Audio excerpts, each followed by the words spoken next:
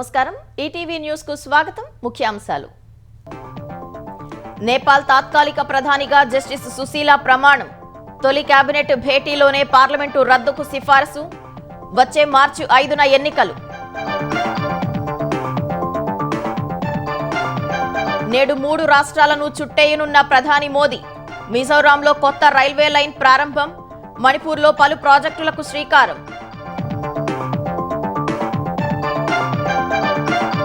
కర్ణాటకలో గణేష్ నిమజ్జన శోభాయాత్రలో ఘోరం అదుపు తప్పి ప్రజలపైకి దూసుకొచ్చిన ట్రక్ 8 మంది మృతి 22 మందికి గాయాలు డ్రిల్లింగ్ బ్లాస్టింగ్ పద్ధతిలో ఎస్ఎల్బీసీ సొరంగం పనులు సాంకేతిక సమస్యలతో టీబీఎం విధానానికి స్వస్తి తెలంగాణ నీటిపారుదల శాఖ నిర్ణయం హైదరాబాద్ చుట్టూ 3 రైల్వే టెర్మినళ్లు ఔటర్ రీజనల్ రింగ్ రోడ్డు మధ్య నిర్మాణం ప్రభుత్వానికి దక్షిణ మధ్య రైల్వే ప్రతిపాదన మద్యం ముడుపులను వైట్లోకి మార్చిన చెవిరెడ్డి బినామీలతో డొల్ల సంస్థల ఏర్పాటు తిరుపతి సమీపంలో విలువైన భూమి కారు చౌకగా కైవసం సోషల్ మీడియాలో ఫేక్ ప్రచారాల కట్టడికి ప్రత్యేక చట్టం ప్రతిపాదనలు సిద్ధమైనట్లు మంత్రి అనిత వెల్లడి విదేశాల్లో నక్కినా గుర్తిస్తామని స్పష్టీకరణ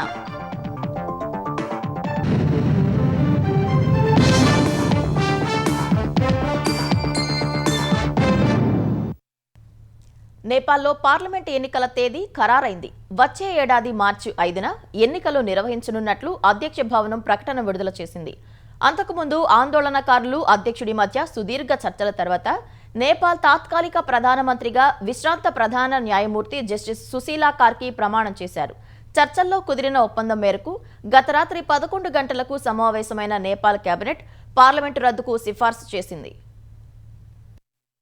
నేపాల్లో రాజకీయ సంక్షోభానికి తెరపడింది. ఆ దేశ సుప్రీంకోర్టు మాజీ ప్రధాన న్యాయమూర్తి జస్టిస్ సుశీల కార్కి నేతృత్వంలో తాత్కాలిక ప్రభుత్వం ఏర్పడింది. ఫలితంగా నేపాల్కు తొలి మహిళా ప్రధానిగా జస్టిస్ సుశీల నిలిచారు. ఆపద్ధర్మ ప్రభుత్వం ఎవరి ఆధ్వర్యంలో ఏర్పడాలనే అంశంపై జెడ్ ఆందోళనకారులు సైన్యాధిపతి అధ్యక్షుడు రామచంద్ర పౌడెల్ మధ్య సుదీర్ఘ చర్చలు జరిగాయి. జస్టిస్ సుశీల పేరును ఆందోళనకారులు ప్రతిపాదించారు. జస్టిస్ సుశీల కార్కిని ఆపద్ధర్మ ప్రధానిగా నియమించే ముందు అధ్యక్షుడు రామచంద్ర పౌడెల్ అన్ని రాజకీయ పార్టీలు న్యాయ నిపుణులు పౌర నాయకులతో వేర్వేరుగా సంప్రదింపులు జరిపారు. అనంతరం ఆమెతో తాత్కాలిక ప్రధానిగా అధ్యక్షుడు ప్రమాణం చేయించారు. ఈ కార్యక్రమానికి నేపాల్ సుప్రీంకోర్టు ప్రధాన న్యాయమూర్తి సీనియర్ ప్రభుత్వాధికారులు సైన్యాధిపతులు హాజరయ్యారు. చర్చల సందర్భంగా కుదిరిన ఒప్పందం మేరకు గత రాత్రి కేబినెట్ సమావేశం నిర్వహించిన ఆమె పార్లమెంటు రద్దుకు సిఫార్సు చేశారు. వచ్చే ఏడాది మార్చి 5న పార్లమెంటు ఎన్నికలు నిర్వహించనున్నట్లు నేపాల్ అధ్యక్ష కార్యాలయం ప్రకటన విడుదల చేసింది.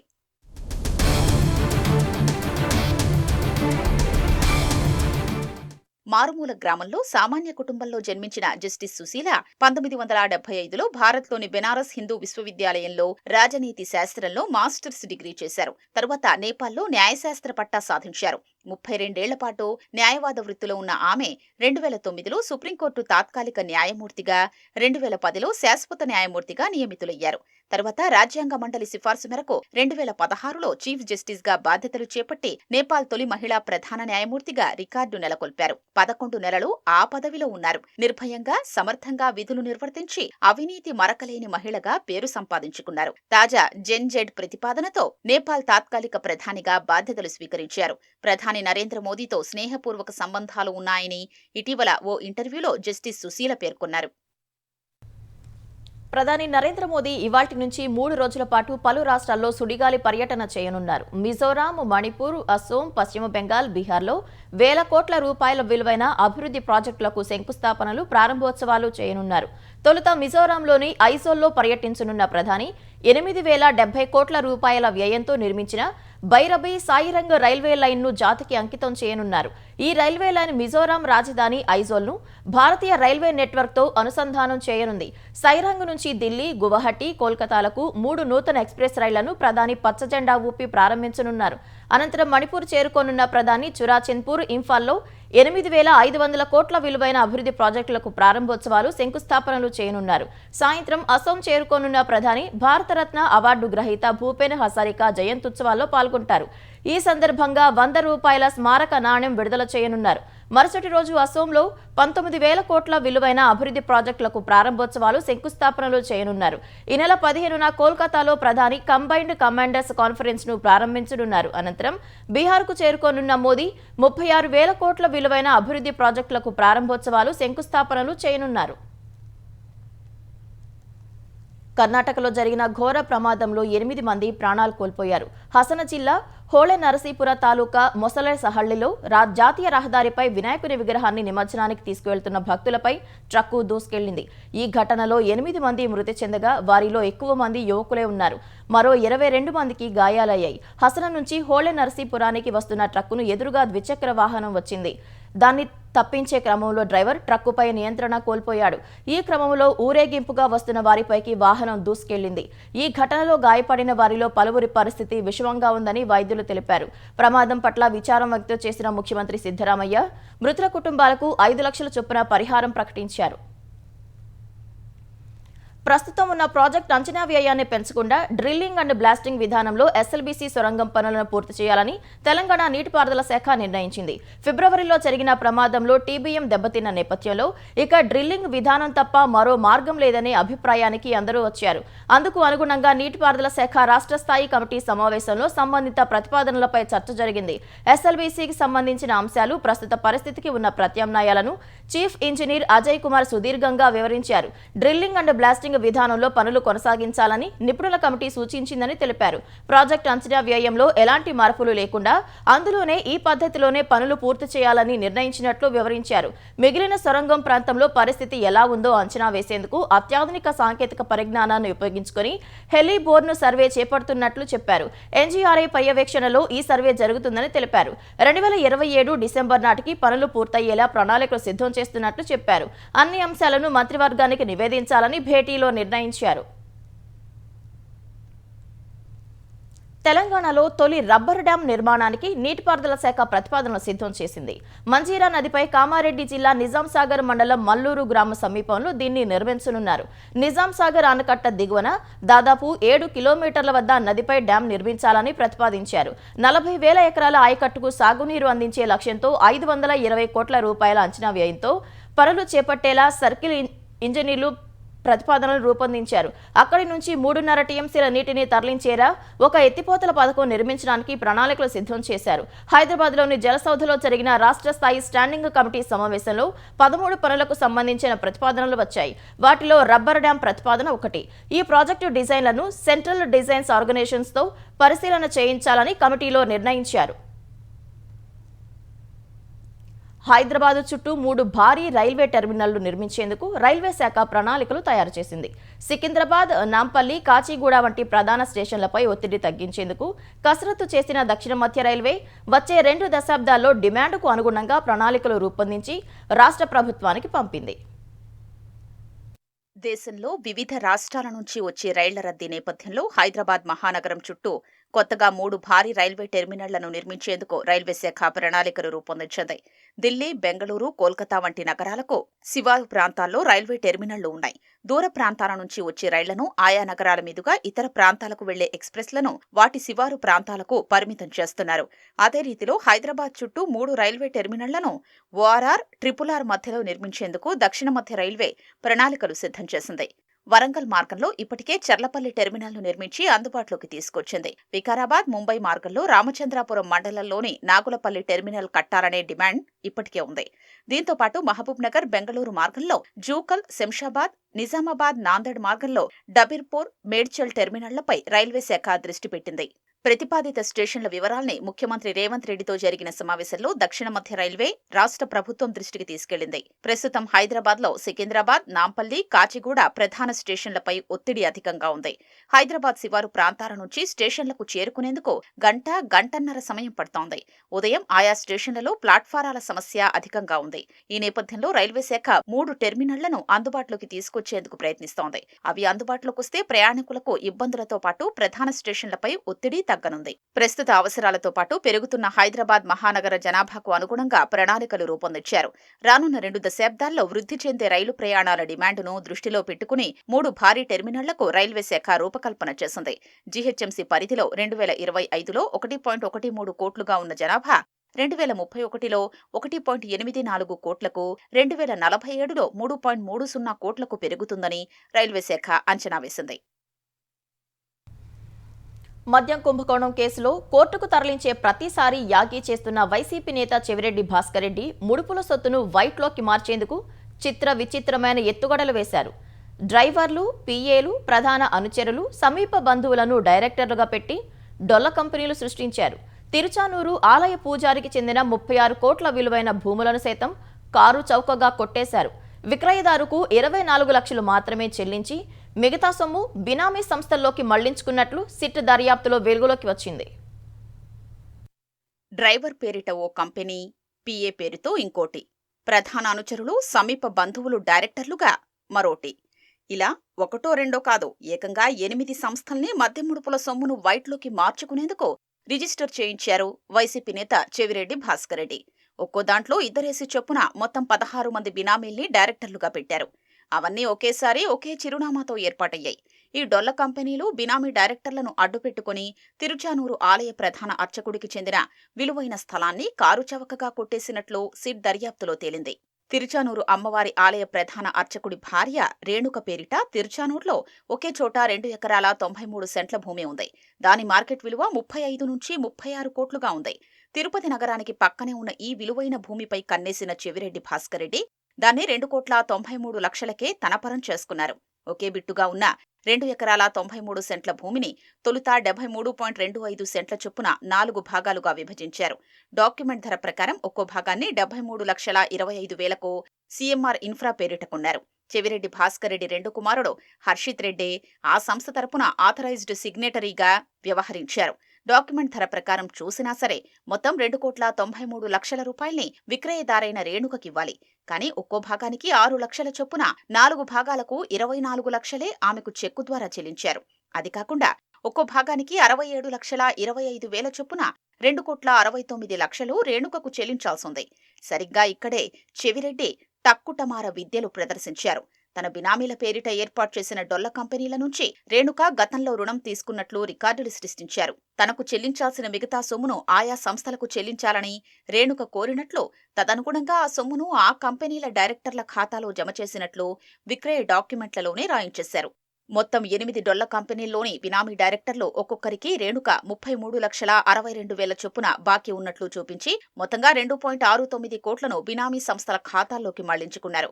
ఈ లావాదేవీలన్నీ ఒకే రోజు జరిపారు. చెవిరెడ్డి భాస్కర్ రెడ్డి స్వగ్రామం తుమ్మలగుంటలోని డోర్ నంబర్ 1-27, 1-34, 1-3/A చిరునామాలతో ఈ డొల్ల కంపెనీలన్నీ ఏర్పాటు చేశారు. 2021 ఏప్రిల్ 7, 12 తేదీల్లో వాటిని రిజిస్టర్ చేశారు. సిట్ అధికారులు ఇటీవల అక్కడకు వెళ్లి చూడగా అసలు అవి ఉనికిలోనే లేవు, కేవలం కాగితంపైనే ఉన్నాయి. ఆయా కంపెనీల్లో డైరెక్టర్లుగా ఉన్న వారంతా భాస్కర్ రెడ్డి డ్రైవర్లు, పీఏలు, కుటుంబ సభ్యులు, సమీప బంధువులేనని తేలింది. ఆ చిరునామాల్లోకి వెళ్లి తనిఖీలు చేయగా వారెవరూ అక్కడ్లేరు.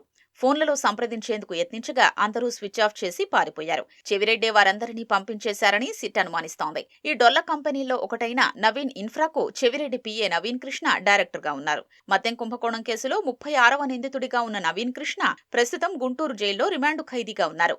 మద్యం ముడుపుల సొమ్మును హైదరాబాద్ నుంచి విజయవాడ, చిత్తూరు, తిరుపతికి తరలించడంలో నవీన్ కృష్ణ ప్రధాన పాత్ర పోషించారు. మొత్తం 8 డొల్ల కంపెనీల్లో ఒకటైన B1 సర్వీసెస్ కు చెవిరెడ్డి సన్నిహితుడు B1 రెడ్డిని, B1 రెడ్డి తల్లి నాగేశ్వరిని డైరెక్టర్లుగా చూపారు. చెవిరెడ్డి మేనల్లుడు కుర్రా మునిశంకర్ రెడ్డి, మామ ఏ జస్వంత్ పేరుతో కుర్రా డైరీ సర్వీసెస్ ఏర్పాటు చేశారు. ఇక తన అనుచరులు వినయ్ కుమార్, హేమంత్ డైరెక్టర్లుగా వినయ్ ఇన్ఫ్రా నెలకొల్పారు. చెవిరెడ్డి డ్రైవర్ హరీష్, అనుచరుడు మహేశ్వరరెడ్డి పేరిట హరీష్ సర్వీసెస్ నెలకొల్పారు. తన సోదరుడు చెవిరెడ్డి జితేంద్ర తల్లి కుమారి డైరెక్టర్లుగా జితేంద్ర ఇన్ఫ్రా అనే మరో సంస్థను స్థాపించారు. చెవిరెడ్డి పొరుగింటి వ్యక్తి లోకేష్ రెడ్డి, ఆయన భార్య శోభారాణి డైరెక్టర్లుగా శోభా డెవలపర్స్ సృష్టించారు.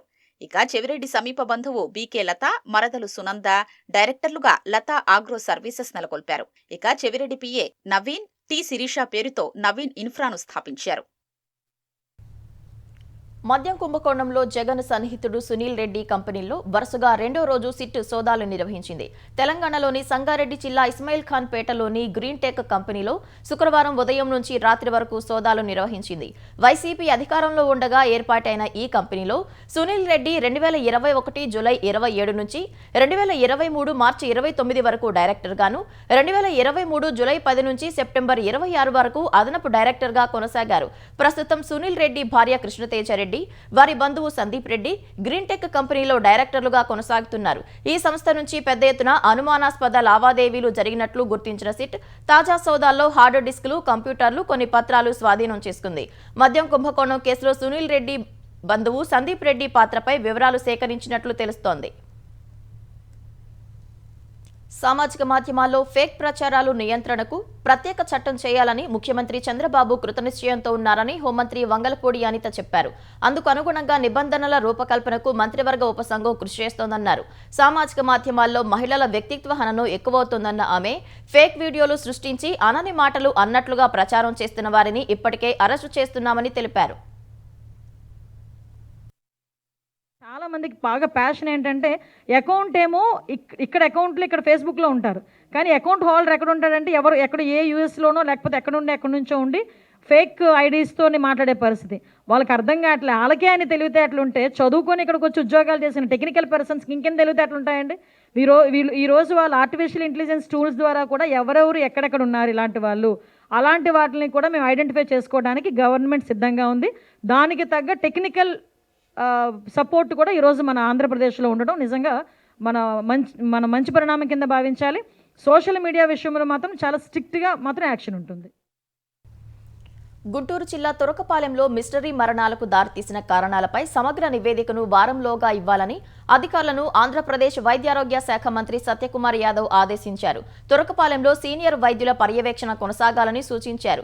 తురకపాలెంలో మరణాలకు దారితీసిన కారణాలు, స్థానికుల నుంచి సేకరించిన రక్త నమూనాలు, వాటి ఫలితాలపై సచివాలయంలో అధికారులతో మంత్రి సమీక్షించారు. జ్వర పీడితుల నుంచి సేకరించిన రక్త నమూనాల్లో 4% మందిలో మెలియాయిడోసిస్ ఉన్నట్లు గుర్తించామని అధికారులు వివరించారు. మట్టి నమూనాల పరీక్షల ఫలితాలు అందాల్సి ఉందని వెల్లడించారు. స్థానికుల్లో 7% మందికి మధుమేహం ఉందన్నారు. కొంతమందిలో కిడ్నీ సమస్యలను గుర్తించినట్లు వివరించారు. రక్తహీనత సమస్య దాదాపు 48% మందిలో ఉందని తెలిపారు. వరుస మరణాలను ప్రభుత్వం దృష్టికి తీసుకురావడంలో అధికారులు విఫలమయ్యారని మంత్రి ఆగ్రహం వ్యక్తం చేశారు. ఏఎన్ఎంలు క్షేత్రస్థాయిలో ఇంటింటికి వెళ్లే సమయంలో జ్వర పీడితులు ఎక్కువగా ఉంటే ఆ సమాచారం జిల్లా అధికారుల ద్వారా రాష్ట్ర అధికారులకు వెంటనే అందే వ్యవస్థను శాఖాపరంగా పటిష్టం చేయాలని స్పష్టం చేశారు. తురకపాలెం మాదిరిగానే సమీపంలో ఉన్న కొత్తరెడ్డిపాలెం గ్రామస్తులకు కూడా పరీక్షలు చేయాలని మంత్రి సూచించారు. ఆంధ్రప్రదేశ్లో ఎరువులకు ఎలాంటి కొరత లేదని వ్యవసాయ శాఖ మంత్రి అచ్చెన్నాయుడు స్పష్టం చేశారు. రైతులు ఎలాంటి ఆందోళన చెందాల్సిన అవసరం లేదని భరోసా ఇచ్చారు. ఏపీలో ప్రస్తుతం యూరియా, డీఏపీ, పొటాష్, కాంప్లెక్స్ ఎరువులు సహా అన్ని రకాల ఎరువులు సరిపడా నిల్వలుగా ఉన్నాయని తెలిపారు. జిల్లా వారీగా ఎరువుల నిల్వలను పరిశీలిస్తూ కలెక్టర్లు, వ్యవసాయ శాఖ అధికారులతో ప్రతిరోజు సమీక్షలు జరుగుతున్నాయని చెప్పారు. మార్కెట్లో ఎరువుల కొరత లేకుండా రైతుల అవసరాలకు అనుగుణంగా సరఫరా కొనసాగుతోందని స్పష్టం చేశారు. ఎరువుల కొరత పేరుతో రైతులను మోసం చేయాలనుకునే డీలర్లు, డిస్ట్రిబ్యూటర్లపై కఠిన చర్యలు తీసుకుంటామని హెచ్చరించారు. రైతుల సమస్యలను వెంటనే పరిష్కరించేలా జిల్లా కలెక్టర్లు, వ్యవసాయ శాఖ అధికారులు 24 గంటలు పనిచేస్తున్నారని తెలిపారు. తెలంగాణలో యూరియా కొరత క్రమంగా తీరిపోతోందని వ్యవసాయ శాఖ తెలిపింది. శుక్రవారం ఒక్కరోజే 11,930 మెట్రిక్ టన్నుల యూరియా సరఫరా అయినట్లు వెల్లడించింది. గత 2 రోజుల్లో 23,000 మెట్రిక్ టన్నుల యూరియా తెలంగాణకు సరఫరా అయ్యిందని, మరో 4 రోజుల్లో 27,650 మెట్రిక్ టన్నులు రానున్నట్లు వివరించింది. సచివాలయంలో యూరియా సరఫరాపై మంత్రి తుమ్మల సమీక్షించారు. రామగుండం ఫర్టిలైజర్స్ కర్మాగారం పునరుద్ధరించేలా మరోసారి కేంద్ర ప్రభుత్వాన్ని కోరాలని అధికారులను ఆదేశించారు. ప్రస్తుతం రాష్ట్రానికి వివిధ ఎరువుల కంపెనీల నుంచి 11 రేక్లు రవాణాలో ఉన్నాయని ప్రస్తావించారు. ఈ ఎరువులు మిర్యాలగూడ, కరీంనగర్, మంచిర్యాల, పెద్దపల్లి, ఆదిలాబాద్, తిమ్మాపూర్, వరంగల్, సనత్ నగర్ రైల్వే రేక్ పాయింట్లకు చేరుకుంటాయని అన్నారు. అక్కడి నుంచి అవసరమైన జిల్లాలకు తరలించే ఏర్పాట్లు పూర్తి చేసినట్లు స్పష్టం చేశారు. రైతులకు ఎరువుల పంపిణీ ఎలాంటి అంతరాయం లేకుండా ఉండేందుకు రైతు వేదికల్లో కూడా సేల్ పాయింట్లు ఏర్పాటు చేయాలని జిల్లా అధికారులను ఇప్పటికే ఆదేశించినట్లు గుర్తు చేశారు. ఎప్పటికప్పుడు ఎరువులు రాగానే రైతులకు అందించేందుకు చర్యలు తీసుకోవాలని మంత్రి తుమ్మల పేర్కొన్నారు. రష్యా నుంచి చమురు కొనుగోలు చేస్తున్న భారత్పై 50% సుంకం విధించడం అంత తేలికైన విషయం కాదని అమెరికా అధ్యక్షుడు డొనాల్డ్ ట్రంప్ అన్నారు. ఈ క్రమంలో భారత్తో విభేదాలు తలెత్తాయని చెప్పారు. 50% సుంకాలు విధించడం చాలా పెద్ద డీల్ అని ఫాక్స్ అండ్ ఫ్రెండ్స్ ఇంటర్వ్యూలో ట్రంప్ పేర్కొన్నారు. ఉక్రెయిన్ విషయంలో రష్యా అధ్యక్షుడు పుతిన్పై ఎందుకు ఒత్తిడి తీసుకురాలేకపోతున్నారనే ప్రశ్నకు ఆయన ఈ మేరకు సమాధానమిచ్చారు. ఉక్రెయిన్ అంశం తమ కంటే ఐరోపాకే ఎక్కువ సమస్య అని చెప్పారు. రెండోసారి అధ్యక్ష బాధ్యతలు చేపట్టాక భారత్ పాక్ సహా 7 యుద్ధాలను ఆపానని మరోసారి పాత పాట పాడారు. 31 ఏళ్లుగా పరిష్కారం లేని కాంగో రువాండా యుద్ధాన్ని ముగించానని ట్రంప్ తెలిపారు. దేశ పౌరుల సాయంతో కాంగ్రెస్ కార్యకర్తలు ఓటు దొంగల్ని గద్దె దించాలని లోక్సభలో ప్రతిపక్ష నేత రాహుల్ గాంధీ అన్నారు. గుజరాత్లోని జునాగఢ్లో కాంగ్రెస్ పార్టీ జిల్లా పట్టణ అధ్యక్షుల సమావేశాన్ని ఉద్దేశించి ప్రసంగించిన ఆయన బీజేపీ ఆర్ఎస్ఎస్లను అన్యాయానికి మోసానికి ప్రతీకలైన కౌరవులతోనూ కాంగ్రెస్ను పాండవులతో పోల్చారు. సంఖ్యాబలంలో శత్రువుల కన్నా తక్కువగానే ఉన్న పాండవులు విజయం సాధించారని రాహుల్ పేర్కొన్నారు. బీజేపీ అధికారం కోసం తొలుత ప్రజల్ని విభజిస్తుందని ఆ తర్వాత వనరుల్ని లూటీ చేస్తుందని ఆరోపించారు. ఈ భావజాలానికి వ్యతిరేకంగా కార్యకర్తలు పోరాటం సాగించాలని సూచించారు. ఇతర అంశాలపై దృష్టిని మరల్చకుండా ప్రధాన సమస్యలపైనే పోరాటం చేయాలని నిర్దేశించారు. దేశ పౌరుల తరపున రాజకీయ యుద్ధం సాగించాలని రాహుల్ ఈ సందర్భంగా కాంగ్రెస్ కార్యకర్తలకు పిలుపునిచ్చారు.